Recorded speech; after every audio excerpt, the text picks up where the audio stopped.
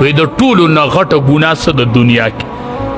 نبی علیہ السلام ورته وی د الله سره شریک جوړول، د دې نه بله غټه ګناه نشته. وی په دې پسې بله څه غټه ګناه ده؟ وی دې پسې غټه ګناه چې ده هغه خپل اولاد وجل د یرې د فقر نه. لکه جاهلیت کې به خلکو بچي وجل وی دا به سبا څه خوري لکه. نو وی دویمه ګناه خپل بچي وجل د یرې د غربت د وجې نه. وی د الله حبیبه دې پسې درېیمه غټه ګناه کومه ده؟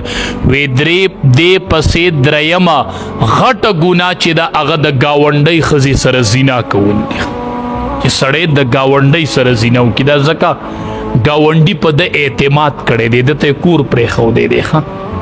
د ګاونډي د حق نه ته خبرې.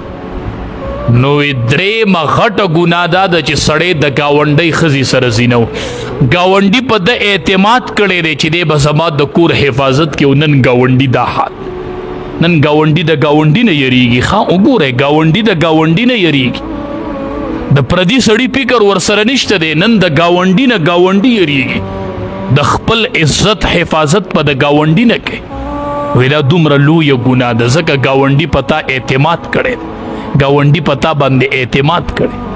محشر ولګي که نه، ټولو کې به امتیان زما ډیری وي. دا زما خصوصیت دی. خفه کېږئ مه وی زما امت په پکې ډیري، او په دې م وی مه خفه کېږئ. وانا اول من یقرع باب الجنه، ای زما امتیانو د ټولو نه ډومبې به د جنت دروازه زه ټکوم. امتیان به مې م ډیري په قیامت کې، او جنت دروازه به م د ټولو نه ډومبې نبی علیه السلام فرمایي زه ټکوم.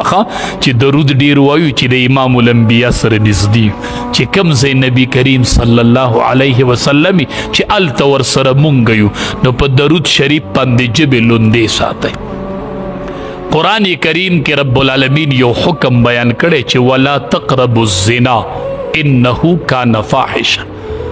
الله وی زنا ته مه نږدې کېږئ، دا ډیره بې حیایي ده، وساء سبیل، او ډیره غلطه لار ده، ډیره بې حیایي ده. الله وی او غلطه لار ده. ګورئ، زنا ته مه نږدې کېږئ، زنا ډیره لویه ګناه ده، زنا گناہ کبیره ده. ګوره یو ځای به داسې ونه وینئ، قرآن کې الله داسې نه دی ویلی چې زنا مه کوئ، زنا مه کوئ نه وایي.